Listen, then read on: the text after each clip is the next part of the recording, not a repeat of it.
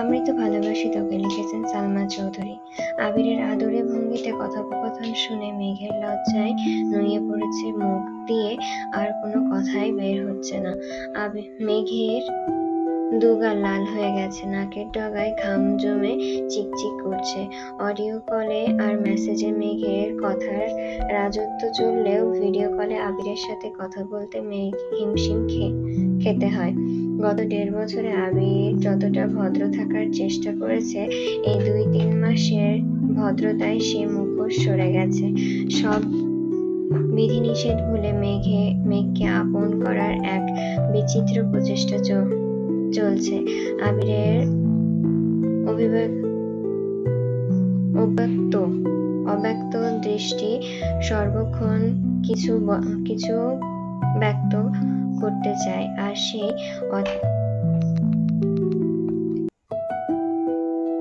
সে অবাঞ্ছিত দৃষ্টিতে মেঘ বারংবারই ঘায়েল হয়। আবিরের সাথে যতবার কথা হয় কলকাতার আগে মেঘের শেষ কথা থাকে আই মিস ইউ। আবিরকে কিছু বলার সুযোগ না দিয়েই কল কাটে প্রতিবার। মেঘের এমন কাণ্ডে নিঃশব্দে হাসা ছাড়া আবিরের আর কিছুই করার থাকে না। রাত 11টার দিকে তানভীর বন্যার ফোনে কল দিল। আজ প্রথম কলটাই রিসিভ হলো। বন্যা মৃদু স্বরে বলল, আসসালামু আলাইকুম। ওয়ালাইকুম আসসালাম। জ্বর কমেছে কিছুটা? ওষুধ খেয়েছো? জি। আপনি খেয়েছেন? না। বন্যা উদ্বিগ্ন কণ্ঠে বলে উঠল, এত রাত হয়ে গেছে এখনো খাননি কেন? একটা কাজে শহরের বাইরে এসেছিলাম, অনেক রাত হয়ে গেছে। তেমন দোকানপাট খোলা নেই, 2-1টা খোলা আছে, কিন্তু খাবারের মান তেমন ভালো না, তাই খেতে ইচ্ছে করেনি। সারা রাত না খেয়ে থাকবেন? তুমি হঠাৎ আমার খাবার নিয়ে এত চিন্তা করছো কেন? ঘটনা কি? আমার সামান্য জ্বর দেখে আপনি সন্ধ্যায় যেভাবে ডাক্তার দেখাতে উতলা হয়ে গিয়েছিলেন, তখন কি আমি কিছু বলেছি? এটাকে সামান্য জ্বর বলে না বন্যা। 103 থেকে 104 ডিগ্রি ফারেনহাইট জ্বর কখনোই স্বাভাবিক নয়। তার থেকে বড় কথা, এত জ্বর নিয়ে তুমি ঘুরতে বের হলে কোন বিবেকে? এই তোমার ম্যাচুরিটি? আমি কখন বললাম আমি ম্যাচিওর? তাছাড়া আজ না বের হলে হয়তো জীবনের সেরা মুহূর্তটা মিস করতাম। মানে? কিসের সেরা মুহূর্ত? তেমন কিছু না, তবে অনেক কিছু। বনুর মতো তুমিও শুরু করো না প্লিজ। এমনিতেই খাইনি, মাথা ঘুরছে। তোমার কথা শুনে মনে হচ্ছে এক্ষুনি বেহুশ হয়ে যাব। কি হয়েছে বলো প্লিজ। বন্যা ফিসফিস করে বলল, আপু আসছে, বাই। বন্যা কল কেটে দিয়েছে। তানভীর থ মেরে বসে আছে। একটু পর আবিরকে মেসেজ দিল। খানিক বাদে আবিরের কল আসে। রিসিভ করতে আবির বলল, তোকে আমি একটা কাজে দিয়েছিলাম। বন্যা কল কেটে দিয়েছিলাম, তা না করে এত রাতে কার সাথে কথা বলছিলি? তানভীর স্বাভাবিক কণ্ঠে জানালো, বন্যার সাথে কথা বলছিলাম, আর তোমার কাজ শেষ করে কথা বলছি। আমি তো তোমার মতন না যে সব কাজ ফেলে বউয়ের সঙ্গে প্রেম করতে লেগে যাব। দূর, বেশি কিছু বলতেও পারি না, কারণ বোনটাও আমারই। আমি ঠাট্টার স্বরে শুধালো, এত রেগে আছিস কেন? কি হয়েছে ভাই? রেগে থাকবো না? একটা গুরুত্বপূর্ণ বিষয় নিয়ে আলোচনায় বসেছি। সবকিছু ফাইনাল। তোমার সিদ্ধান্তে নেওয়ার জন্য জাস্ট কল দিয়েছি। 2 মিনিটের আলাপ, সেখানে তুমি আমার কল তো রিসিভ করলেই না, উল্টো আমায় ব্লক করে দিলা। এখন আবার আমায় বলতে এসেছো আমি কাজ ফেলে কার সাথে কথা বলি? বাহ ভাই। আবির স্বভাবসুলভ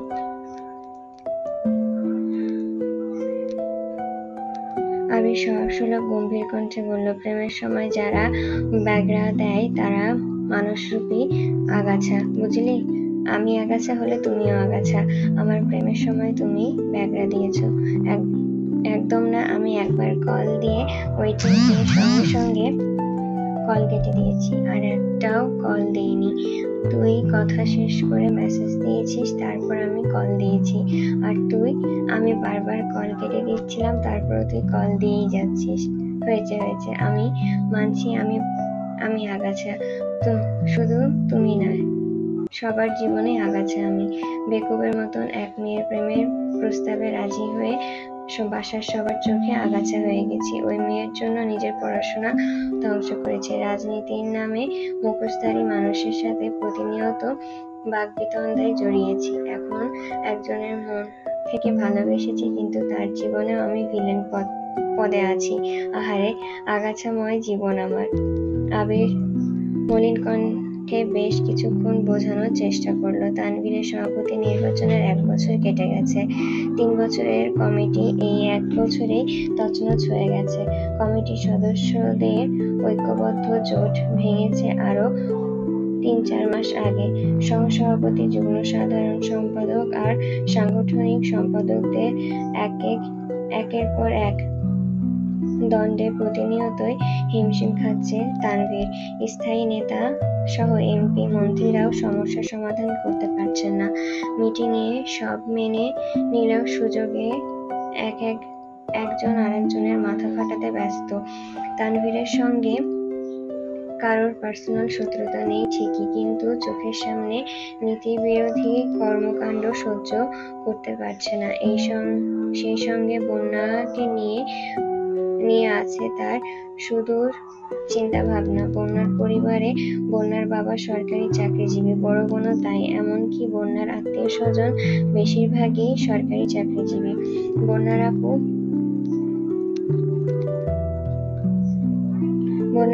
জন্য সরকারি চাকরিজীবীর ছেলে খোঁজা হচ্ছে। সেখানে বন্যা তার বোনের চেয়েও বেশি ব্রিলিয়ান্ট, দেখতে শুনতে মাশাআল্লাহ। তাই স্বাভাবিকভাবেই বলা যায় বন্যাকে বিয়ে করার জন্য তানভীরের বিন্দুমাত্র যোগ্যতা নেই। বন্যাদের বংশে কেউ কখনো রাজনীতি করেনি। যেখানে তানভীরের বাসায় স্বয়ং আলী আহমেদ খান এককালে এলাকার সুপরিচিত রাজনীতিবিদ ছিলেন। গ্রামের বাড়িতে এখনো অনেকেই ওনাকে নেতা হিসেবেই চেনেন। পারিবারিক ও ব্যক্তিগত শত্রুতার কারণে একসময় রাজনীতি ছেড়ে গ্রামের সাথে সম্পর্ক ছিন্ন করে ঢাকায় চলে আসেন। হয়তোবা বাবার রক্তের টানে কলেজ জীবনে আবিরও টুকটাক রাজনীতিতে জড়িয়েছিল, তবে পুরোপুরি জড়ানোর আগেই কলেজের এক স্যার আবিরকে বুঝিয়ে রাজনীতির চিন্তা ছাড়িয়ে পড়াশোনার প্রতি মনোযোগী করে। আব্বু আর স্যারের কথা মেনে আবিরও রাজনীতি নিয়ে তেমন ভাবেনি, কিন্তু তানভীর আবিরের মতন নয়।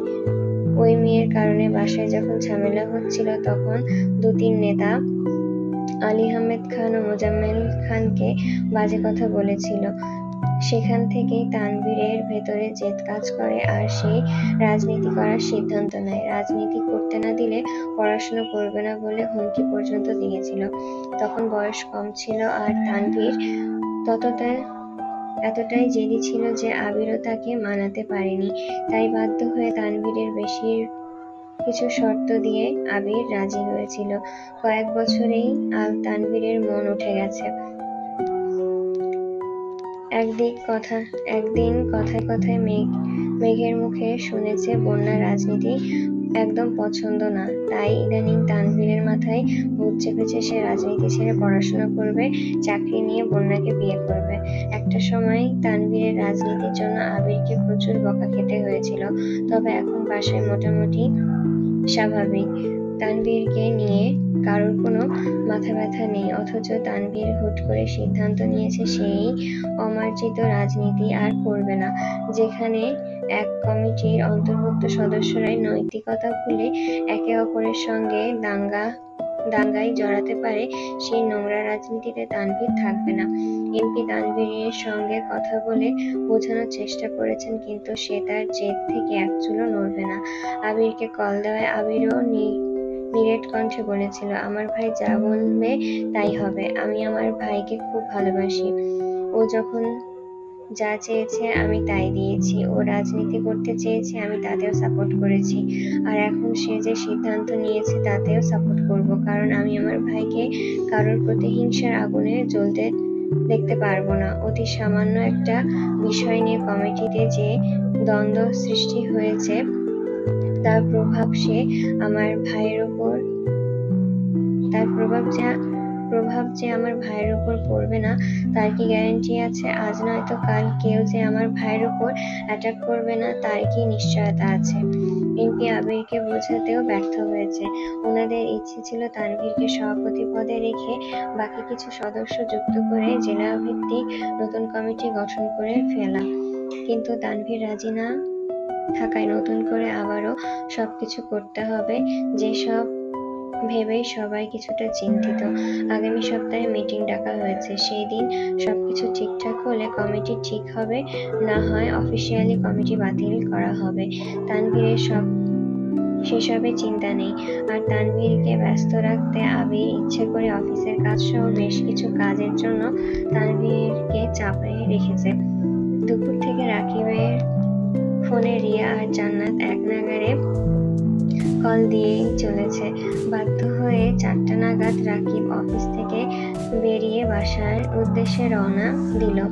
রিয়া আজ সারাদিন ধরে মেঘের জন্য রান্না করেছে, সেগুলো রাকিবকে দিয়ে পাঠাবে। রিয়ার সঙ্গে সঙ্গে জান্নাতও বায়না ধরেছে মেঘের জন্য খাবার পাঠাবে। রাকিবের কিছুই জানে না। অফিস থেকে এসে এত আয়োজন দেখে হতভম্ব হয়ে গেছে। কারণ জিজ্ঞাসা করায় রিয়া বলেছে মেঘের আব্বু বিয়েতে রাজি, সে খুশিতে তাদের সামান্য আয়োজন। আবিরের আব্বু রাজি হলে বিশাল আয়োজন করবে। রিয়ার কথা শুনে রাকিব রীতিমতো আশ্চর্য হয়েছে। মেঘের আব্বু আবির মেঘের সম্পর্কে রাজি, এটা রাকিব জানে না, অথচ রিয়া জান্নাত জানে। এটা ভেবেই হতাশ হচ্ছে। ফ্রেশ হয়ে আবিরকে কল দিল। আবির কল রিসিভ করতেই রাকিব বলল, ভালোই তো, আজ শ্বশুরকে রাজি করিয়ে ফেলেছিস, কাল বাপকেও রাজি করিয়ে ফেলবি, পরশু বউকে নিয়ে বিদেশ বাড়ি জমাবি। এদিকে তোর যে রাকিব নামের একটা বন্ধু ছিল সেটা বেমালুম ভুলে যাবি, বন্ধুত্বের সম্পর্ক ভেঙে দিবি। আবির দীর্ঘশ্বাস ছেড়ে বলল, 7 বছরের দূরত্বে যে বন্ধুত্ব ভাঙেনি 5 মাসে সে বন্ধুত্ব কিভাবে ভাঙবে? আর শ্বশুর রাজি এটা তোকে কে বলেছে? জান্নাত আর রিয়া বলল। তারা এই খুশিতে সারাদিন ব্যাপী রান্না করেছে তোর বউকে খাওয়ানোর জন্য। মানে কি এসবে? মানে রাখ, আগে বল, তোর শ্বশুর কি আসলে রাজি? কথা বলেছিস তুই পাগল হয়েছিস? এখানে কথা বলার উপায় আছে? একদিনে রিয়াক্ট করে চিন্তায় আছি, রাগে 6 মাসের হুমকি তো দিয়েছি ঠিকই, কিন্তু মানলে বিশ্বাস কবে না সব ভুলে বিয়ের আলোচনা শুরু করে দেয়। আর এখন যদি এখান থেকে আমি এই কথা তুলে, দেখা যাবে কাল সকালে মেয়ের বিয়ের জন্য তোড়জোড় শুরু করে দিয়েছে। জান্নাতকে কি বলেছিস তাহলে? জান্নাতের সাথে মজা করেছি, সে কাল ভাবির মতন আচরণ করেছে, তাই আমিও দেবরের মতন দুষ্টুমি করেছি। পুরোটা দুষ্টুমি ছিল, এমনটা নয়, কারণ আমার শ্বশুরের এমন আচরণ আমাকেও বেশ ভাবাচ্ছে। কেন, কি হয়েছে? আমি রাগ করে বাসা থেকে চলে যাওয়ার পর থেকে চাচু অনেক শান্ত হয়ে গেছে। মেঘের বিয়ের জন্য নিজেই উঠে পড়ে লেগেছিল, আবার নিজেই চুপ হয়ে গেছে। এমন কেন করলো আমি জানি না, তবে সন্দেহ করছি। এত বছর আব্বুর সাথে আমার রেগুলার কথা হতো, চাচুর সাথে 7 দিনে একবার কিংবা 15 দিনে একদিন 2 মিনিটের জন্য কথা হতো, অথচ এবার আমি এখানে আসার পর থেকে আব্বুর থেকে বেশি চাচুর সাথে কথা হচ্ছে। রেগুলার 2 বেলা করে উনি নিজেই কল দেন।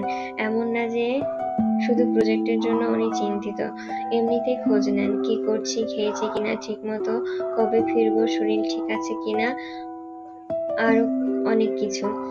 আগে সেসব কথা আব্বু বলতো, এখন সেসব কথা চাচু বলে। ওনার এমন আচরণে মাঝে মাঝে মনে হয় আমি আসার সময় ওনার মেয়েকে সাথে নিয়ে এসেছি। ওনার মেয়েকে যেন সুখে রাখি, তার সাথে যেন ভালো ব্যবহার করি, সেজন্যই দুবেলা করে ফোন দিয়ে অ্যালার্ট করেন। ভালোই তো, উনি রাজি থাকলে তো টেনশনই করতে হবে না।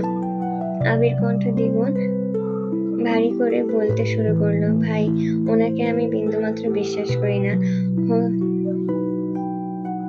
হতেও পারে 6 মাসের হুমকির জন্য এখনো কিছুটা শান্ত আছেন। শুনেছি আব্বুর সাথে ঝামেলা হয়েছে, তার জন্য হয়তো কিছুদিন চুপচাপ আছেন। যতদিন না বাসর করতে পারছি ততদিন পর্যন্ত আমি কাউকে বিশ্বাস করি না। বাসর রাতের পরের দিন বলতে পারবো আমার শ্বশুর আমাকে মেনে নিয়েছেন কিনা। রাকিব মুখ ফুলিয়ে শ্বাস ছেড়ে বলল, রিয়া জান্নাত যে খুশির ঠেলায় এত কিছু রান্না করলো, এখন কি আমি খেয়ে ফেলবো সব? সোজা আমার বাসায় নিয়ে দিয়ে আসবি। আমার বউয়ের ভাগ থেকে একটা কিছু কমলে তোর কপালে শনি আছে। রাকিব মুচকি হেসে বলল, তুই এখনো আগের মতনই আছিস। মেঘকে নিয়ে সামান্য একটু মজা করলেও যেভাবে রিয়্যাক্ট করিস, তোর আমার ভয়ই হয় যেদিন বাসায় মেঘের কথা বলবি সেই দিন ঠিক কি আর হবে। আব্বু উল্টাপাল্টা করলে মেঘের হাতটা ধরে সোজা বাসা থেকে বেরিয়ে যাব। মেঘ যেতে না চাইলে কোলে নিয়ে চলে যাব। এটাই তো চাই, মেঘকে নিয়ে সোজা আমার বাসায় চলে আসিস। সেসব পরে দেখা যাবে, এখন রাখি, বের হতে হবে। আচ্ছা ঠিক আছে। রাকিব আর আরিফ খাবার নিয়ে একসঙ্গে মেঘেদের বাসার উদ্দেশ্যে রওনা দিল। গেটের ভেতরে খোলা জায়গায় মেঘ আর আদি ক্রিকেট খেলছিল। মিম আর আদি ক্রিকেট খেলছিল। মেঘও এতক্ষণ এখানেই ছিল, কেবলই ভিতরে গেছে। আদি বোলিং করছে আর মিম ব্যাটিং করছে। রাকিবের হাতে সব খাবার। ভেতরে ঢুকে আদিদের খেলতে দেখে তাড়াতাড়ি চলে গেছে। পেছনে ছিল আরিফ। গেটের ভেতরে পা রাখতেই বল এসে ঠাস করে ঠোঁটের ওপরে লেগেছে। একটুর জন্য নাকটা বেঁচে গেছে। রাকিব ব্যথায় আর্তনাদ করে উঠল। মাথা চক্কর দিয়ে উঠেছে। এদিকে মিম ব্যাট ফেলে দৌড়। আদি কিছু বুঝতে না পেরে মেঘকে ডাকতে ছুটল। আরিফ চোখে অন্ধকার দেখছে। ব্যথা সহ্য করতে না পেরে সেখানেই বসে পড়েছে। রাকিব ভেতর থেকে আরিফকে 2 বার ডেকেছে, কিন্তু মালিহা খানের সাথে কথা বলায় ব্যস্ত হয়ে যাওয়ায় বেরিয়ে এসে দেখতে পারেনি। আদি মেঘকে বলতে মেঘ দ্রুত ছুটে এসেছে। ততক্ষণে আরিফ কিছুটা স্বাভাবিক হয়েছে, কিন্তু দাঁত আর মাড়িতে চাপ খাওয়ায় রক্ত বের হয়েছে। মেঘ দৌড়ে এসে আরিফকে তুলতে সাপ্লাইয়ের কাছে নিয়ে গেছে। চোখে মুখে পানি দিয়ে রাকিবকে ভেতরে নিয়ে গেছে। মেঘ ফ্রিজ থেকে বরফ বের করে ঠোঁটের উপরে লাগিয়েছে। কিছুক্ষণের মধ্যেই জায়গাটা ফুলে গেছে। মিম বেশ কিছুক্ষণ পর নিচে এসেছে। শীতল চোখে আরিফের দিকে তাকিয়ে আছে। অন্য সময় ইচ্ছাকৃত ব্যথা দিলেও মিম আজ ইচ্ছাকৃত কিছু করেনি। মিম ভেবেছিল রাকিব ভাইয়া একাই এসেছেন, তাই রাকিব ভেতরে চলে যাওয়ায় আবার খেলতে শুরু করেছিল। মিম আর আদি চুপচাপ মাথা নিচু করে দাঁড়িয়ে আছে। রাকিব আরিফের পাশে সোফায় বসে আছে। আলী আহমেদ খান বাসায় ফিরে রাকিবের অবস্থা দেখে চিন্তিত স্বরে জানতে চাইলেন, কি হয়েছে তোমার? আরিফ শান্ত কণ্ঠে বলতে গিয়েও থেমে গেল। মিমের শীতল দুচোখ আর অসহায়ের মতন চেহারা দেখে আরিফ আস্তে করে বলল, তেমন কিছু না বড় মামা। আলী আহমেদ খান ভারী কণ্ঠে বললেন, বসো, আমি আসছি। মিম ভয়ে আরো বেশি সিটিয়ে গেছে। বড় আব্বু জোর গলায় জিজ্ঞাসা করলে আরিফ বলেই দেবে। বড় আব্বু জানতে পারলে ওদের যে কি হাল করবে সে ভেবেই মিমের হাত পা কাঁপছে। কিছুক্ষণ পর তানভীর এসেছে। রাকিব তানভীরের সাথে কথা বলে তানভীরের রুমে চলে গেছে। মেঘ রান্নাঘরে শরবত করছে আর মালিহা খান ওদের জন্য নাস্তা রেডি করছে। মিম সেখান থেকে 1 গ্লাস শরবত নিয়ে রাকিবের কাছে গেল। মিম চোখ নামিয়ে শীতল কণ্ঠে বলল, সরি, আমি আপনাকে সত্যি দেখিনি। হুট করেই এসে ঢুকেছেন আর বলটাও শেষ সময়ই লেগেছে। আরিফ অগ্নিদৃষ্টিতে তাকিয়ে রাগে ফুসফুস করে বলল, আমি জানি তুমি ইচ্ছা করেই এমন করেছো। আমি তোমার কি ক্ষতি করেছি যে তুমি আমায় সব সময় তুমি সবসময় আমার সাথে এমন আচরণ করো? মিম ধীর কণ্ঠে বলল, আপনি বিশ্বাস করুন আমি ইচ্ছা করে এমনটা করিনি। মিথ্যাবাদী মেয়ে, চুপ করো, বড় মামা আসলে আমি সব বলে দেব। মিম এবার রেগে উঠে গেছে।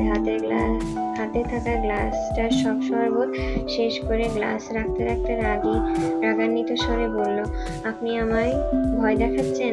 কি ভেবেছেন আমি খুব ভীতু? একদম না, আমি কাউকে ভয় পাই না। আমার কারণে ব্যথা পেয়েছেন তাই মানবতার খাতিরে সরি বলতে এসেছিলাম। এখন বুঝতে পেরেছি আপনি এই সরির যোগ্য নন। মিম রাগে গজগজ করতে করতে নিজের রুমে চলে গেছে। আরিফ আর রাকিব নাস্তা করে সন্ধ্যার আগেই বেরিয়েছে। এর মধ্যে রাকিবের ফোন দিয়ে রিয়ার সাথে ভিডিও কলে কথাও বলেছে মেঘ। সন্ধ্যার পর আবিরকে একটা ছেলের ছবি পাঠিয়ে মেসেজ দিয়েছে, ছেলেটা কেমন? ভালো। কে?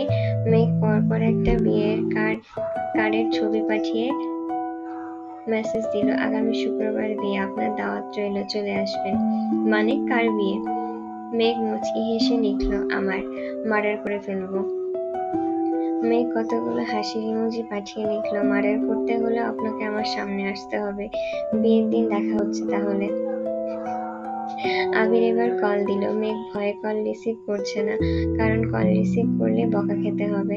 3 বারের মাথায় বাধ্য হয়ে কল রিসিভ করলো। আবির রাগী কণ্ঠে জিজ্ঞাসা করলো, ছেলেটাকে? বয়ফ্রেন্ড। কার? রাগাবি না আমায়। ছেলেটা কে বল? বললাম তো বয়ফ্রেন্ড। কার? আমার বান্ধবী মায়ার বয়ফ্রেন্ড। কার্ডটা কার? মায়ার বিয়ে শুক্রবারে। সেটারই কার্ড। বারবার নিজের কথা বলছিলি কেন?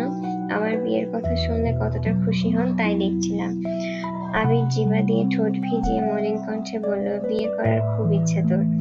হ্যাঁ, অনেক ইচ্ছে। বিয়ে করলে সাজতে পারবো, ছবি তুলতে পারবো, অনেকগুলো শাড়ি হবে, ড্রেস হবে, কত গিফট পাবো। সবগুলো নিয়ে পালিয়ে যাব। মানে কোথায় পালাবি? মেঘ ফিসফিস করে বলল, আমি যে বিয়ে করব শুধু গিফটগুলোর জন্যই। যা পাবো সব নিয়ে নিরুদ্দেশ হয়ে যাব। বাহ, অসাধারণ চিন্তা ভাবনা আপনার। টাকা পাঠায় বিয়ে শপিং করতে করতে রুম ভরিয়ে ফেলুন, তবুও মানুষের গিফটের আশায় বসে থাকেন না। আপনি বুঝতে পারছেন না, বিয়ের জিনিস নিয়ে পালানোর মজাই আলাদা। আবির দীর্ঘশ্বাস ছেড়ে মনে মনে বিড়বিড় করলো, জিনিসপত্র না নিলেও আপনাকে নিয়ে আমি পালাবো, এটা নিশ্চিত। আবির কিছু বলছে না দেখে মেঘ মলিন কণ্ঠে বলল, একটা কথা বলি? বলছিলাম না, থাক। কি হয়েছে? বিয়েতে যেতে চাচ্ছিস? মেঘ চোখ বড় করে ভীতু কণ্ঠে বলল, আসলে মায়া খুব জোর করছে। না করে দিব? না করতে হবে না, যা সমস্যা নেই। আর কে যাবে? বন্যা, আমি, মিম আর পাখি। তানভীর ভাইয়া যেতে চাইলে যাবে।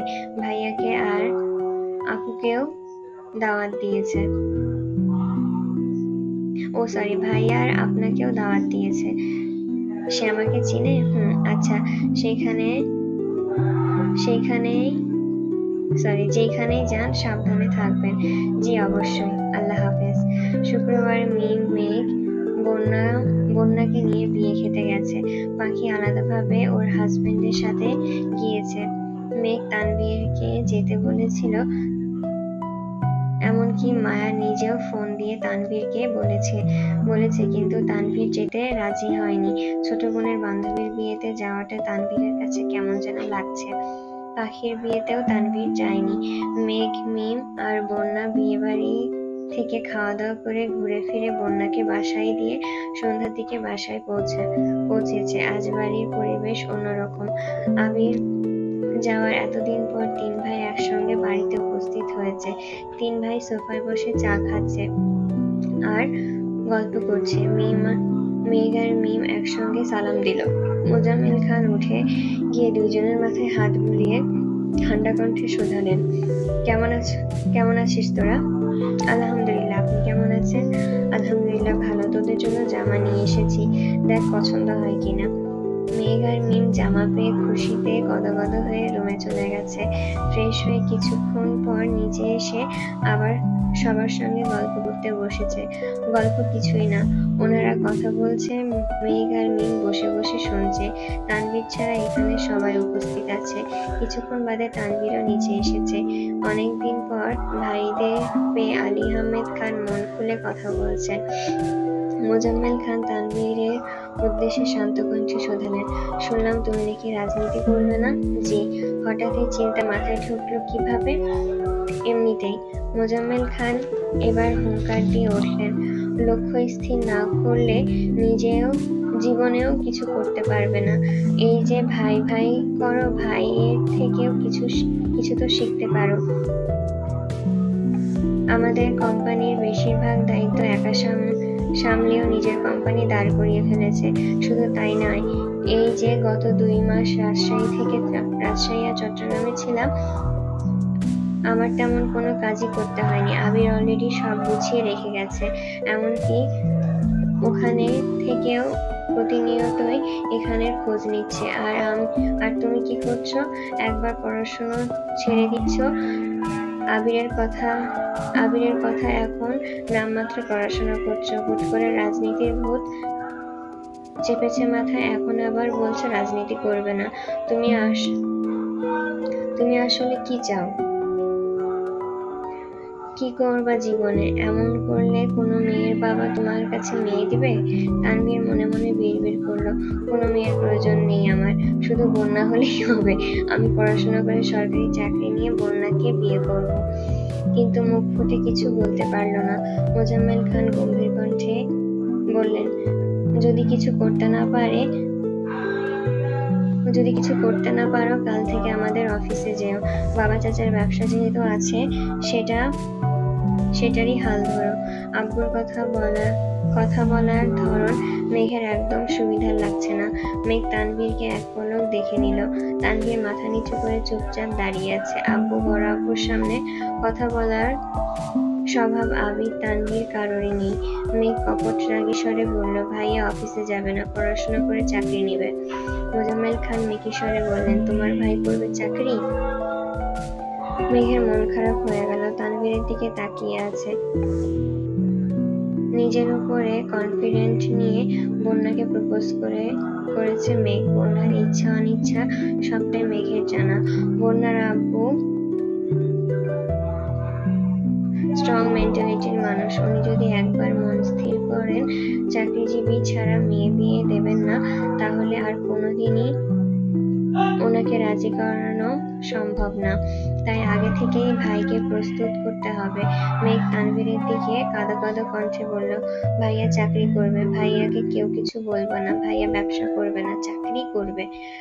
তানভীর বিস্ময় চোখে মেঘের দিকে চেয়ে আছে। মেঘ ফোঁপাতে ফোঁপাতে রুমে চলে গেছে। মনের বিরুদ্ধে কিছু ঘটলে অভিমানী মেঘের বুকে করে কান্না আসে। মোজাম্মেল খান তানভীরের দিকে তাকিয়ে গম্ভীর কণ্ঠে বললেন, তোমাকে নিয়ে ওরা তোমার থেকে বেশি কনফিডেন্ট, অথচ তুমি কি দাম দিচ্ছ?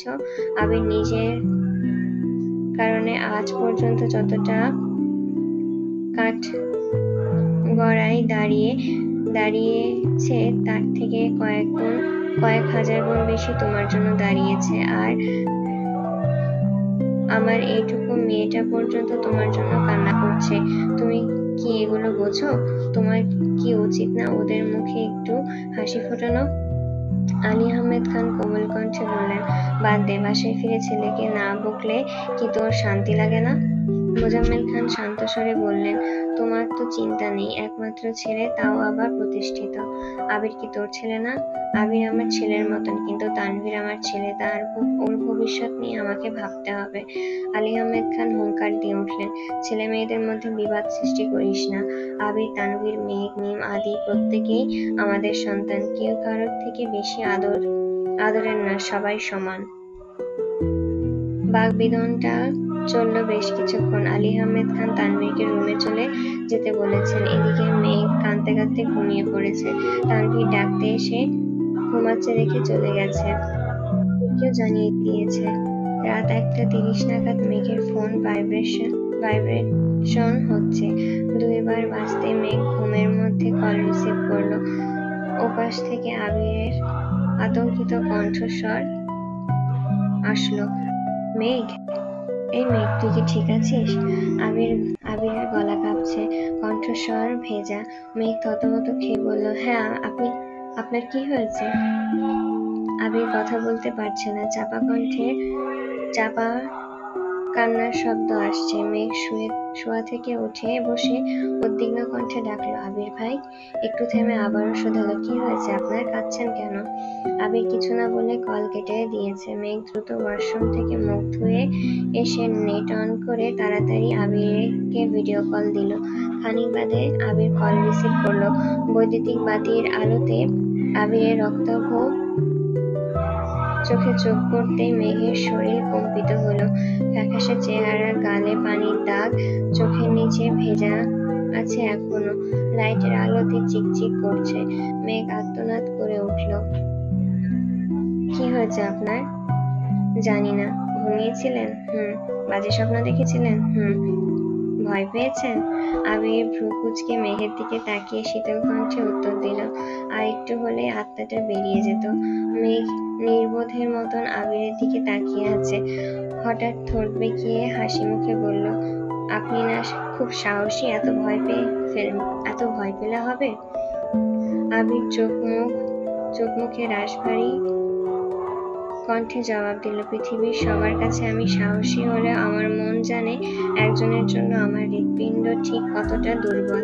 তার কিছু হলে আমি সত্যিই মরে যাব। আবিরের নিগুড় আখি যুগলে অসহায়ত্বের ছাপ। মেঘ অভিনিবিষ্টের ন্যায় আবিরের জলসিক্ত নয়নের পানে তাকিয়ে আছে। হৃৎপিণ্ডের তীব্র কম্পনে মেঘের গায়ে রক্তপ্রবল বেগ টগবগ করছে। আবিরের নিঃশ্বাস ভারী হয়ে গেছে, অনবরত তির করে ঠোঁট কাঁপছে। মাথা থেকে ঘামের রেখা কপালের পাশ বেয়ে গড়িয়ে পড়ছে। আবিরের শীতল দুচোখ মেঘের অভিমুখে। মেঘ আনমনে কত কিছু ভেবে হঠাৎ পল্লব ঝাপটে প্রশ্ন করল, কি স্বপ্ন দেখেছেন? সংকটাপন্ন পরিস্থিতিতে মেঘের প্রশ্ন শুনে নড়ে উঠল আবির, তবে ততক্ষণে গভীর দৃষ্টিতে চেয়ে আছে।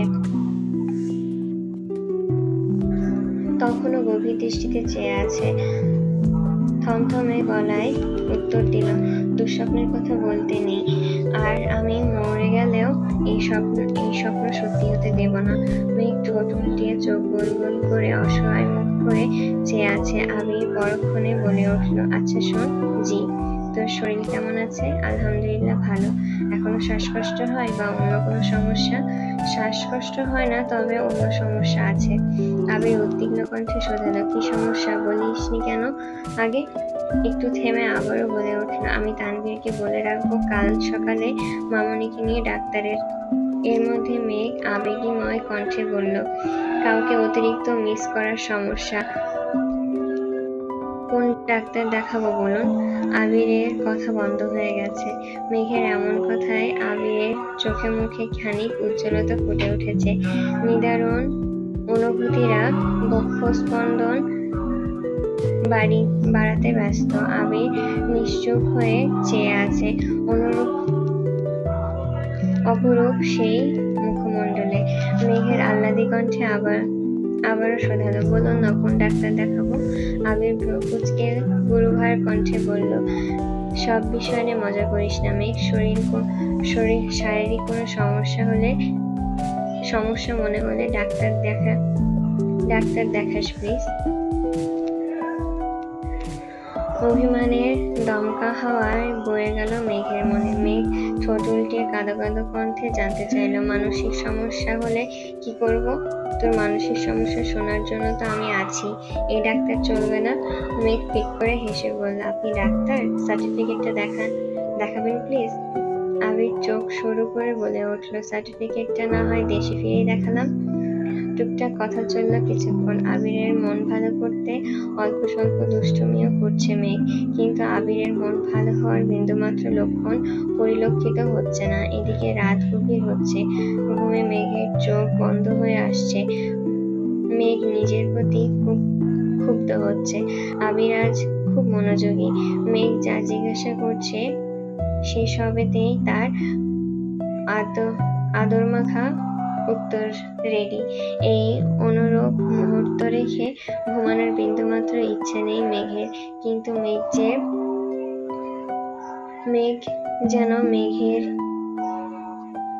কিন্তু চোখ যেন মেঘের ইচ্ছেকে পাত্তাই দিচ্ছে না। আবিরের কথার মাঝে ঘুমের আবেশে বারবার চোখ বন্ধ হয়ে যাচ্ছে। বিষয়টা খেয়াল করে আবির অত্যন্ত নমনীয় স্বরে জিজ্ঞাসা করল, ঘুম পাচ্ছে? মেঘ চোখ বড় করে তাকিয়ে জবাব দিল, কই না তো। আবির মলিন হেসে বলল, জোর করে কথা বলতে হবে না, আমি পালিয়ে যাচ্ছি না, ঘুমান। ঘুম চলে গেছে। কে চলে গেছে কে যায়নি সেটা পরে দেখছি। আপাতত কলটা না কেটে ফোনটা পাশে রেখে চোখ বন্ধ করুন। মেঘ আটকে উঠতে চাইলে আবিরের অভিমুখে হৃৎপিণ্ড ছুটছে দিক বেদিক। হৃৎপিণ্ডের পিটপিট শব্দ বেড়েই চলেছে। কলটা না কেটে কথাটা যেন মস্তিষ্কে ঘুরপাক খাচ্ছে। মেঘ থমথমে কণ্ঠে বলল, কল না কাটলে ঘুম আসবে না। আবির গুরুভার কণ্ঠে জানালো, সেটা আমি বুঝবো, এখন যা বলছি করুন। আবিরের ক্ষিপ্ত নয়ন জোড়া দেখে মেঘ ঢোক গিলে বালিশের পাশে ফোন হেলান দিয়ে রেখে গায়ের পাতলা কাঁথা জড়িয়ে শুয়ে পড়েছে। মেঘ মুখ ফুলিয়ে শ্বাস ছেড়ে শীতল কণ্ঠে বলল, কল কাটবেন কখন? আমার লজ্জা লাগছে। আবির নিরুদ্যম কণ্ঠে জবাব, লজ্জা লাগছে যেহেতু চোখ বন্ধ করে রাখ। বেশরমের মতন তাকিয়ে থাকতে কে বলেছে? মেঘ চোখ মুখ কুঁচকে কণ্ঠ ভারী করে বলল, আপনি এটা বলতে পারলেন? আবির গম্ভীর গলায় বলল, চোখ বন্ধ, আর একবার চোখ খুললে খবর আছে। মেঘ চোখ বন্ধ করে কাট গলায় জানালো, আপনি কিন্তু নিজ দায়িত্বে কল কেটে দিবেন। আবিরের আর কোনো জবাব এলো না। বৈদ্যুতিক বাতির আলোতে আলোকিত রুমে ফ্যানের বাতাসে মেঘের চুলগুলো অনবরত উঠছে। আবির অবাক লোচনে সেই দৃশ্য দেখতে ব্যস্ত। মেঘের মুখের প্রতিটা পশম সূক্ষ্ম নেত্রে পরখ করছে আবির। মেঘের ফর্সা কপালের নিকট কালো তিলটা খুব বেশি আকর্ষণ করছে। আবিরের হৃদয় কেঁপে উঠছে, শরীর জুড়ে অজানা শিহরণ। কিছু সময়ের মধ্যে মেঘের নিঃশ্বাসের শব্দ জোরালো হলো। রাত 2:17 মেঘ গভীর ঘুমে নিমগ্ন। আবির ফোনের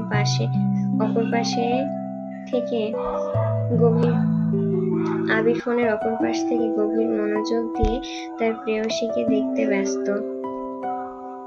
ভোরের মৃদু আলো আর বৈদ্যুতিক বাতির আলোতে মেঘের রুম ঝলমল করছে। চোখে আলো লাগছে। মেঘ ঘুমের মধ্যে ভ্রু কুঁচকে নড়ে উঠল। কপালে হাত রেখে চোখ ঢাকার চেষ্টা করলো, কিন্তু পারল না। দীপ্ত আলোয় চিত্তদাহে বিরক্ত হয়ে কপালের কয়েক স্তর ভাঁজ ফেলে অল্প বিস্তর চোখ নামালো মেঘ। ঘুম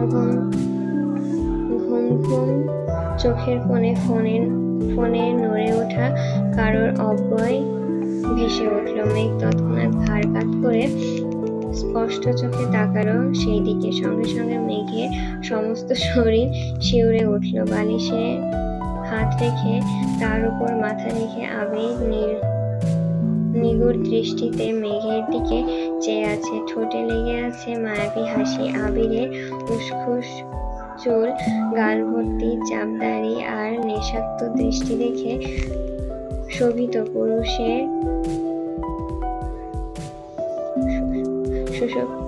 সুষুপ্ত আদলের মোহে ডুবে গেছে। আবির ভাঙা কণ্ঠে বলল, গুড মর্নিং স্প্যারো। আবিরের ভাঙা কণ্ঠস্বর কানে বাজতেই দুর্ভেদ্য আবেশে চোখ বন্ধ করে ফেলল মেঘ। এই দৃষ্টি কণ্ঠস্বরে মেঘের অন্তরাত্মা পর্যন্ত কেঁপে উঠেছে। চোখ খুলে রাখার বিন্দু পরিমাণ শক্তি অবশিষ্ট নেই। আবির তখনও নিষ্পলক চোখে তাকিয়ে আছে। আবির একগাল হেসে শান্ত কণ্ঠে শোধালো, ঘুম ভালো হয়নি? আমি এসে পর্দা টেনে দিয়ে যাব? মেঘ এবার সর্বশক্তি দিয়ে সাফ তাকিয়ে উদ্বিগ্ন কণ্ঠে শোধালো, আপনি কি সারা রাত ঘুমাননি? না। কেন? ঘুম আসছিল না। মেঘ কণ্ঠ খাদে নামিয়ে কাঁপা কাঁপা গলায় জিজ্ঞাসা করলো, কল কাটতে বলেছিলাম, কাটেননি কেন? কল কাটতে ইচ্ছে হয়নি, তাই কাটিনি। মেঘ ভ্রু কুঁচকিয়ে প্রশ্ন করলো, অফিস নেই? আছে। মেঘ সময় দেখে পুনরায় শক্ত কণ্ঠে বলল, সময় হয়ে যাচ্ছে। উঠছেন না কেন এখনো?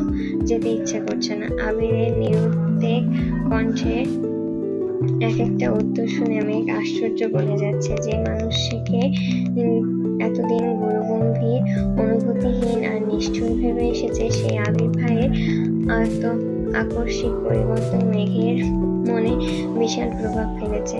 মেঘ রাশভারী কণ্ঠে শোধালো, সমস্যা কি আপনার? আবির মুচকি হেসে উত্তর দিল, বহু সমস্যা, এদের কোনো সমাধান নেই। নিজের অজান্তে মেঘের ঠোঁট জোড়ে লালিত হাসি ফুটল। লজ্জায় লাল হওয়া দুগাল চিকচিক করছে। মেঘ শক্ত কণ্ঠে বলল, থাক ভাই, বুঝেছি আপনার সমস্যা। প্লিজ এখন উঠুন, অফিসে যান। আমি তোর ভাই? ভাই না তো কি? মেঘের মুখে এমন প্রশ্ন শুনে আবির ভেতরে ভেতরে জ্বলে উঠল। গম্ভীর মুখ করে সূক্ষ্ম নেত্রে তাকিয়ে অগ্নিকণ্ঠে বলল, আমি তোর বাবার দাদুর নাতির ছেলে হতে পারি, কিন্তু তোর ভাই না। বাই। আবির কল কেটে দিয়েছে। মেঘ আহাম্মকের মতন বসে আছে। আবির যে ভাই ডাকলে ক্ষোভে রাগ করে ফোন কেটেছে, এটা বুঝতে সময় লাগলো না মেঘের। কিন্তু এটাও বুঝতে পারছে না আবির ভাই আর শুধু ভাই, এর মধ্যে পার্থক্যটা কি? বেশ কিছুক্ষণ বসে থেকে চটজলদি উঠে রুম গুছিয়ে ফ্রেশ হতে চলে গেল। অজু করে ফজরের নামাজ পড়ে ছাদে গিয়ে বেশ কিছুক্ষণ হাঁটাহাঁটি করে রুমে আসলো। এর মধ্যে আবিরের আর কোনো কল আসলো না। মেঘের মনে বেশ কিছু প্রশ্ন উদ্গত হচ্ছে। রুমে কিছুক্ষণ পায়চারি করে এক বুক সাহস নিয়ে অডিও কল দিল। কল বাজতে বাজতে কেটে গেছে। মেঘ আবার চেয়ারে হেলান দিয়ে বসে ভিডিও কল দিল। কয়েক সেকেন্ডের মধ্যে রিসিভ হলো। দেখেই বোঝা যাচ্ছে সদ্য শাওয়ার নিয়ে বেরিয়ে কোনো রকমে কলটা রিসিভ করছে আবির। এখনো ঘন ঘন শ্বাস ফেলছে। আবিরের জলসিক্ত উন্মুক্ত শরীর, কোমরে বাঁধা সাদা টাওয়াল, আবিরের ভেজা চুল, লোমশ বুক আর নিমেদ পেট দেখে মেঘের যত্রতত্র দৃষ্টি সরিয়ে নিল। ঢোক গিলে উষ্ণ স্বরে ছেড়ে বলল, সরি, অসময়ে কল দিয়ে ফেলেছি। আবির মেকি স্বরে বলল, সরি বললে কি আমার মান ইজ্জত ফিরে পাবো? মেঘ চোখ নামিয়ে উদ্বিগ্ন কণ্ঠে বলল, আমি বুঝতে পারিনি, সরি। আবির মুচকি হেসে অন্য একটা টাওয়াল দিয়ে মাথা মুছতে বলল, তোর পাগলে, এসব কোনো ব্যাপার না। তাছাড়া আমি আপনার কলের অপেক্ষায় ছিলাম। কেন? আজ প্রজেক্ট ফাইনাল মিটিং, কি পরে যাব বুঝতে পারছিলাম না। আবার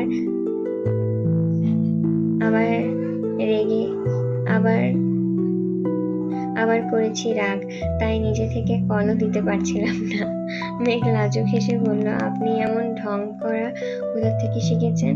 আপনার থেকেই শিখেছি। মেঘ ভেঙচি কাটল। আবির মুচকি হেসে 2-3টা শার্ট ফোনের সামনে ধরে চিন্তিত স্বরে জিজ্ঞাসা করলো, কোনটা করব? মেঘ কয়েক সেকেন্ডেই একটা শার্ট সিলেক্ট করে দিল। আবির 10-15 মিনিটের মধ্যেই একদম ইন করে শার্ট পরে, ব্লেজার টাই সঙ্গে শু পরে সম্পূর্ণ রেডি হয়ে গেছে।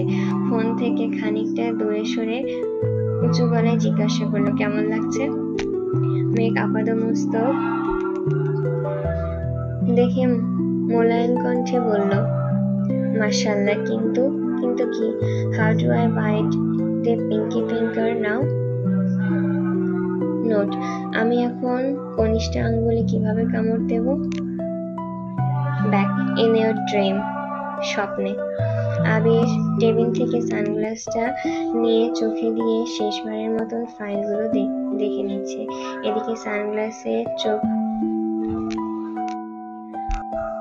চোখে দেখায় মেঘ গুনগুন করে গান গাইতে শুরু করলো। কালো সানগ্লাসে কেন এত শোক হে যুবক? আবির ফোন কাছে নিয়ে বলল, দৃষ্টিতে যেন সে রাসপুতিন। ফোন হয়ে যাই আমি প্রতিদিন, এটা বলবেন না? মেঘ নিজের মাথায় গাঁঠা মেরে মুখ চেপে ধরেছে। আবির জিভ দিয়ে ঠোঁট ভিজিয়ে মনে হেসে বলল, শুনলাম আপনি ইদানিং খুব বেশি গান গাইছেন। কই, আমাকে তো শোনালেন না। মেঘ বিড়বিড় করে বলল, আপনার অফিস কখন? যান না কেন? যাই তো, আগে কথা শেষ করি। আপনার সাথে আর কথা নেই। গুরুত্বপূর্ণ মিটিং থাকা সত্ত্বেও সারা রাত নির্ঘুম কাটিয়েছেন, এখন আবার ঢং করছেন। এদিকে আব্বু শুধু আমার ভাইয়ের দোষটাই দেখে, আপনার দোষ দেখে না। আপনি যে সারা রাত ঘুমাননি, এটা কি ঠিক করেছেন? এর প্রভাব মিটিংয়ে পড়বে না? জি না ম্যাম, বরং আজকের মিটিংটা বেস্ট হবে। আপনি শুধু দোয়া করবেন, মিটিং শেষ করে কল দিব, ঠিক আছে? ফিমানিল্লাহ, best of luck. Thank you.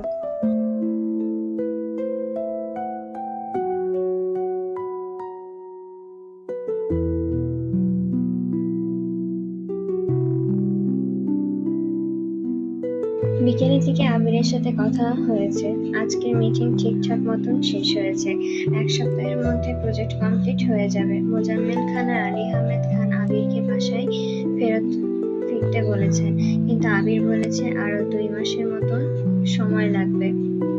কারণ জিজ্ঞাসা করায় বিস্তারিত কিছু বলেনি। এদিকে মেঘও বেশ উদ্বিগ্ন। বন্যার সাথে আগে থেকে প্ল্যান করা ছিল আজ বিকেলে মেলায় যাবে।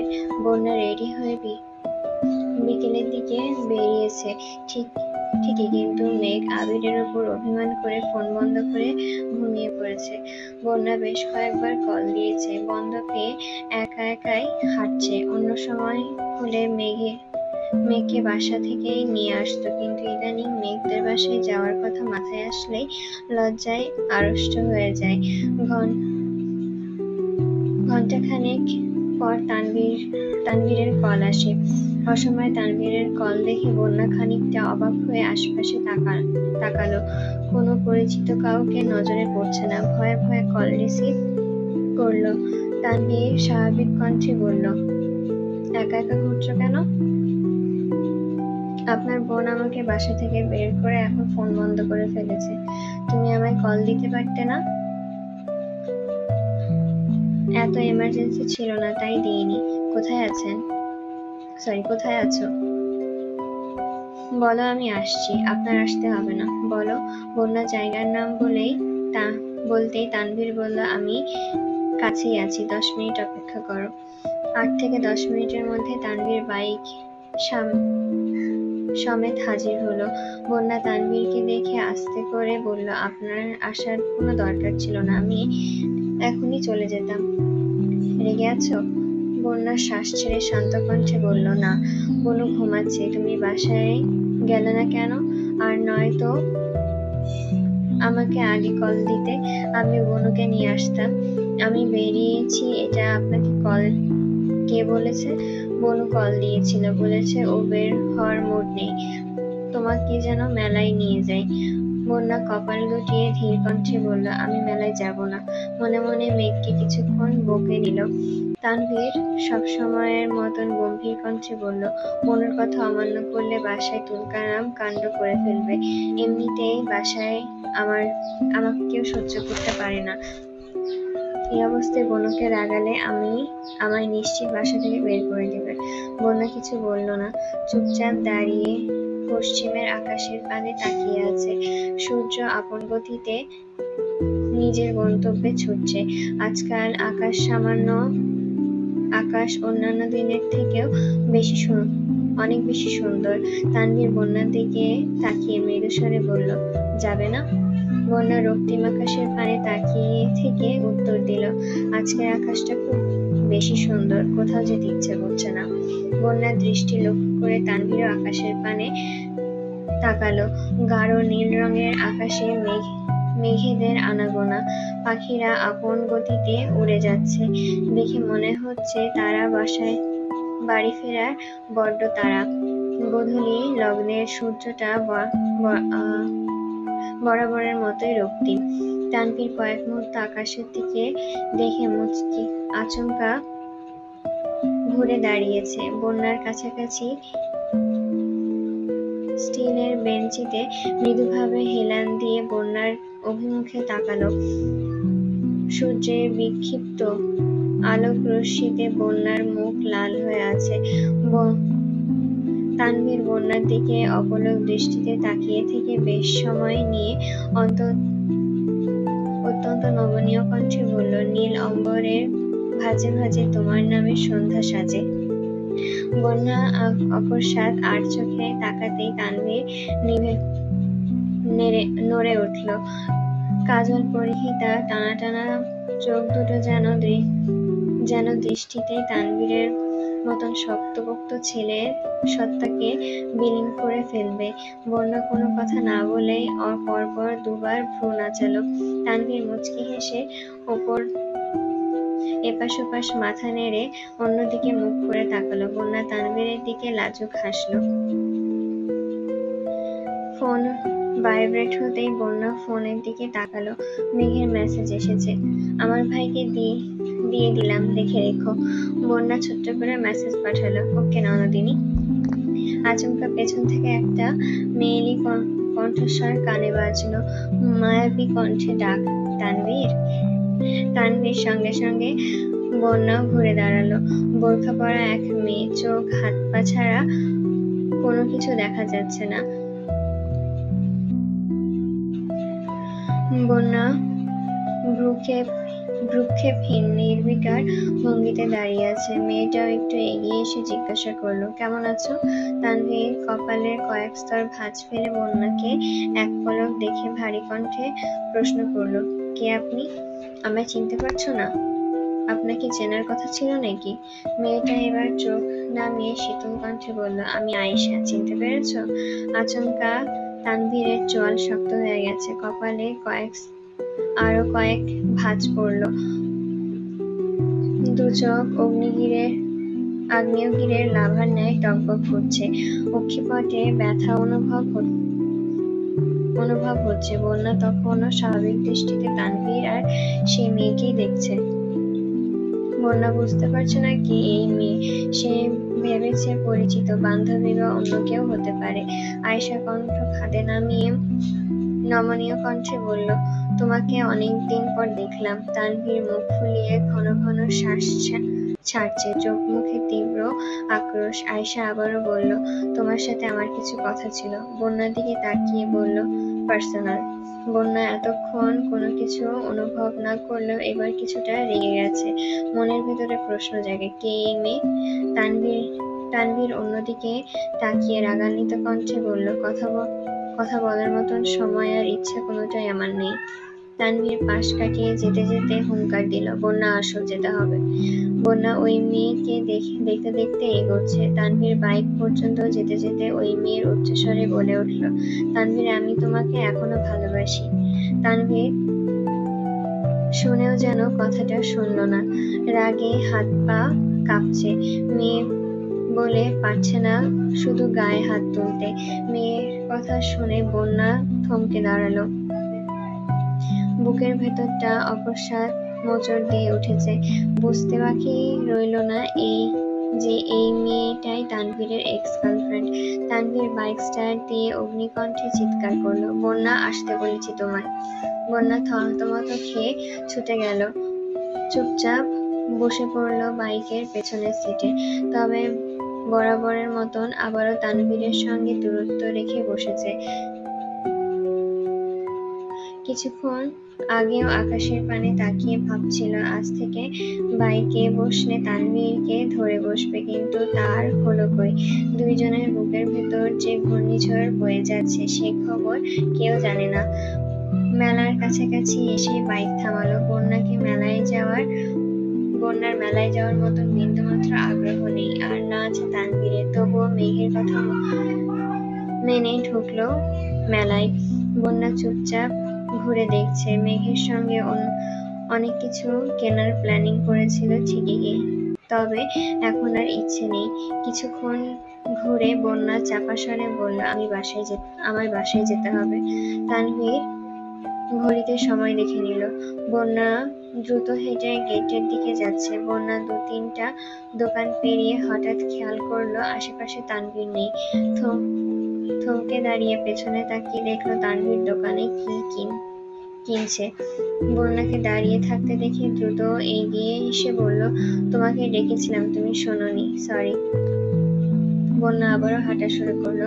তানভীর ঠান্ডা কণ্ঠে বলল, এগুলো তোমার, আমি আর কিছু লাগবে না, ধন্যবাদ। বন্যা বেরিয়ে পড়েছে। অন্যান্য দিনের মতন তানভীর আজ জোর গলায় কিছু বলতে পারছে না। দ্রুত গতিতে গিয়ে বন্যার কাছে। বন্যা চোখ মুখ স্বাভাবিক যেন কিছুই হয়নি। শান্ত কণ্ঠে বলল, আমি এখান থেকে রিক্সা নিয়ে যেতে পারবো, কিন্তু আমি তোমাকে একা ছাড়বো না। বন্যা মলিন হেসে মনে মনে আওড়ালো, আপনার অতীত বর্তমান হলে আপনার জীবনে এই বন্যার অস্তিত্ব থাকবে না। বন্যা বাইক স্টার্ট দিয়ে উঠে বলল, তানভীর বাইক স্টার্ট দিয়ে উঠে বলল, বন্যা বাধ্য মেয়ের মতো তানভীর বাইক স্টার্ট দিয়ে উঠতে বলল। বন্যাও বাধ্য হয়ে উঠে বসলো। কারোর মুখে কোনো কথা নেই। মখলেস মিয়ার দোকানের সামনে আসতেই মখলেস মিয়া বন্যাকে ডাকতে শুরু করলো। বন্যা নামাতে বলায় তানভীরের অনিচ্ছা সত্ত্বেও বাইক থামালো। তানভীরের থেকে বিদায় নিয়ে চলে যাচ্ছে। তানভীর শক্ত কণ্ঠে বলল, যদি গিফট না নাও তাহলে আমি এখানেই বসে থাকবো।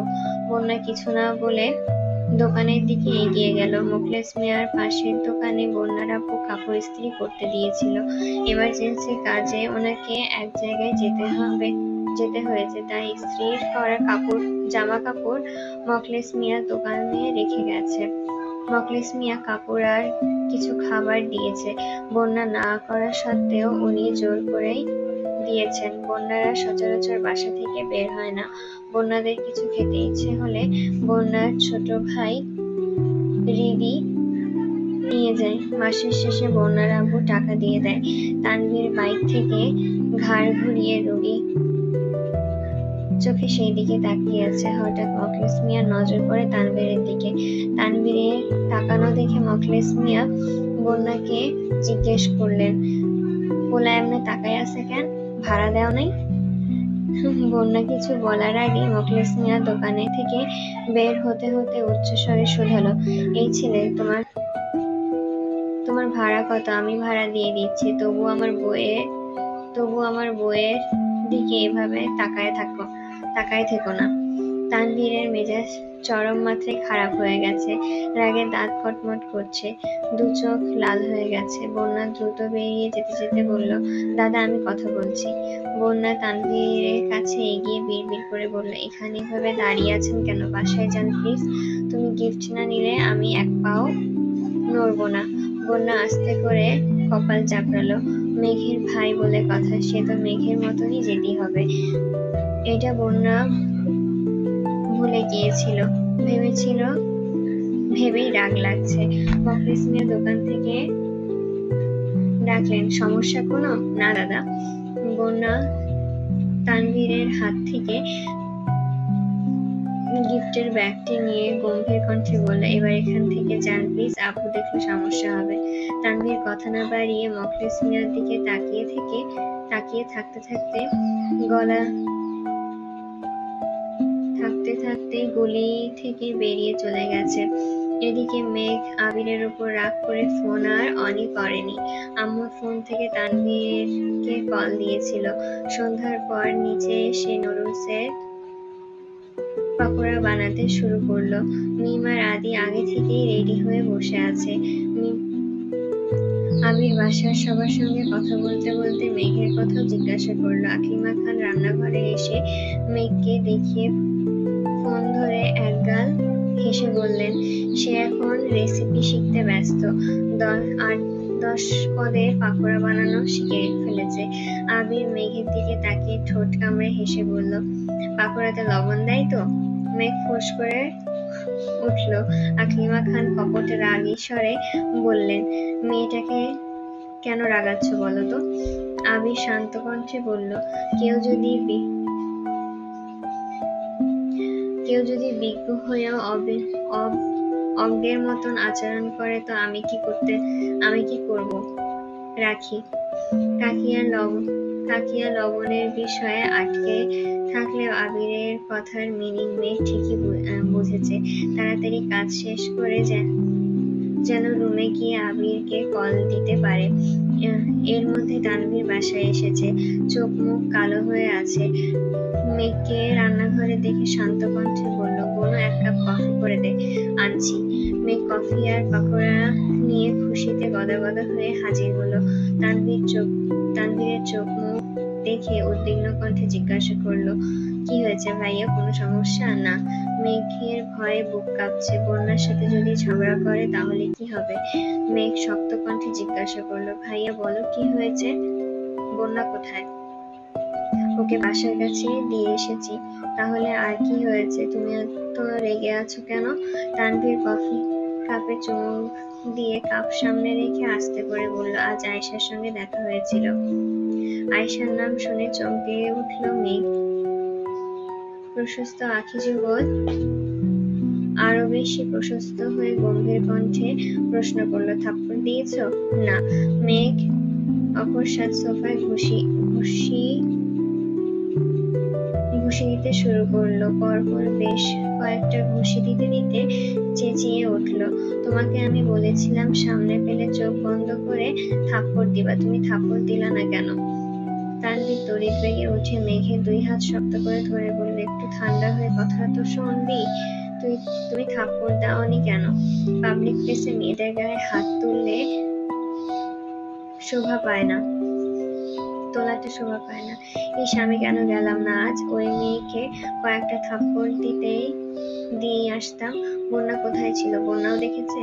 বন্যার সাথেই ছিল, কিন্তু কিছু জিজ্ঞাসা করেনি। মেঘ দীর্ঘশ্বাস ছেড়ে বিড়বিড় করে বলল, শেষ, আমার সব শেষ। তানভীর সূক্ষ্ম নেত্রে তাকিয়ে জিজ্ঞাসা করলো, বিড়বিড় করছিস কি? কিছু না। হাত ছাড়ো, রুমে যাবো। ঘষাঘষি করবি না তো? ঘষাঘষি করে নিজের হাত ভেঙে কি করব?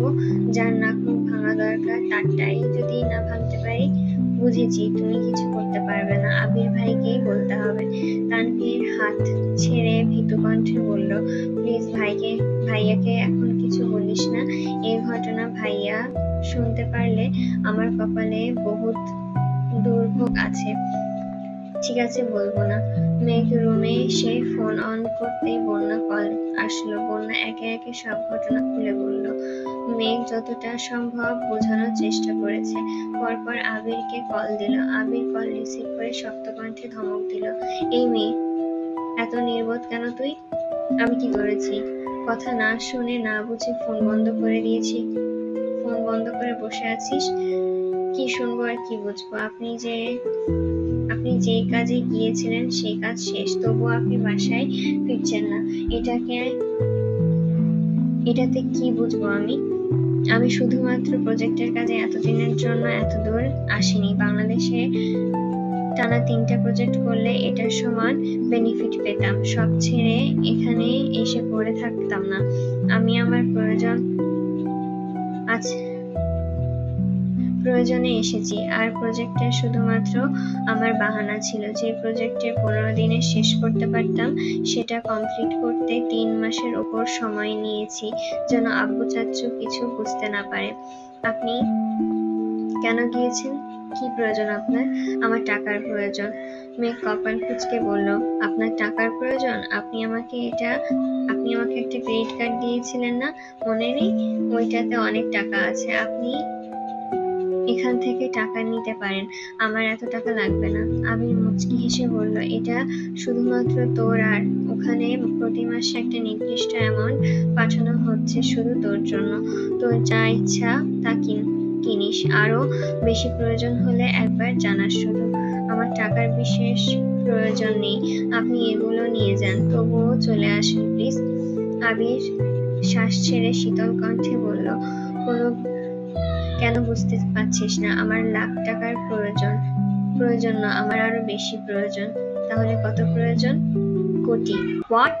কোটি টাকা দিয়ে আপনি কি করবেন? দরকার আছে এত টাকা কে দিবে আপনাকে?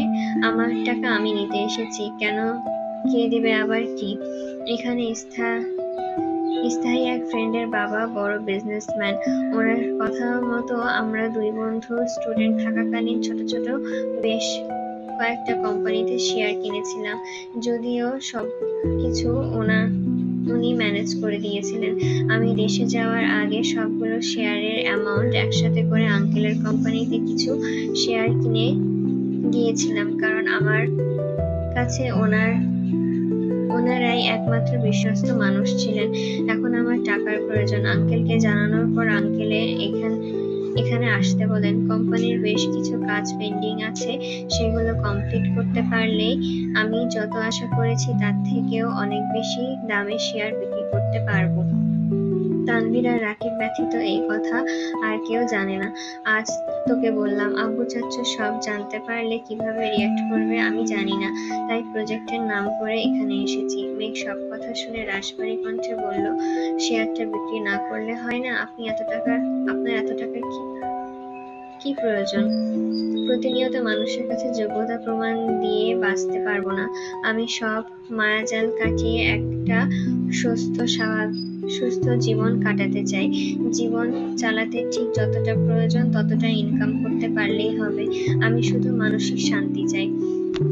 মেঘ চুপ করে বসে আছে, কিছু বলার মতন শব্দ খুঁজে পাচ্ছে না। আবির মোলায়েম কণ্ঠে শোধালো, রাগ করেছিস? না, রাগ করবো কেন? আপনি যা সিদ্ধান্ত নিয়েছেন তা অবশ্যই ভেবেচিন্তে নিয়েছেন। বাসার কাউকে এ ব্যাপারে কিছু বলিস না। আচ্ছা ঠিক আছে, রাখি এখন। আচ্ছা। আজ সকাল থেকে আলী আহমেদ খান ও মোজাম্মেল খানের মধ্যে মনোমালিন্য চলছে। সারাদিন খাওয়া নেই, যে যার রুমে শুয়ে আছে। বাসার সবাই চেষ্টা করেও রাগ ভাঙাতে পারেনি। দুপুরের পর ফুপি, জান্নাত আপু, আইরিন আর আসিফ ভাই এসেছে। আজ ইচ্ছে করেই আরিফ আসেনি। প্রতিনিয়ত মিমের সাথে ঝগড়া করতে ভালো লাগে না তার। মেঘের ফুপি প্রথমেই মোজাম্মেল খানের রুমে গেলেন। মোজাম্মেল খান বোনকে দেখে শোয়া থেকে উঠে বসে ভারী কণ্ঠে বললেন, কেমন আছিস? কেমন থাকবো? এই বয়সে এসে তোমরা ভাই ভাই কি দ্বন্দ্বে মেতেছ? আমি কি বলবো? ভাইজান যা মনে চায় তাই করেন, কিছু বললেও উনি রেগে যান, বোঝার চেষ্টা পর্যন্ত করে না। জানিসই তো ওনার স্বভাব, যা বলবে তাই করবে। সমস্যা কি নিয়ে? সমস্যা তো অনেক কিছু নিয়েই। আমার ছেলেকে শাসন করলেও দোষ, না করলেও দোষ। মেয়েকে কিছু বললেও দোষ, না বললেও দোষ। আগে আবির অফিসে সামলে নিত, তাই অফিসের বিষয়ে তো কথা আমার শুনতে হতো না। এখন আবির নেই, কাজে একটু এদিক ওদিক হলেই রাগ।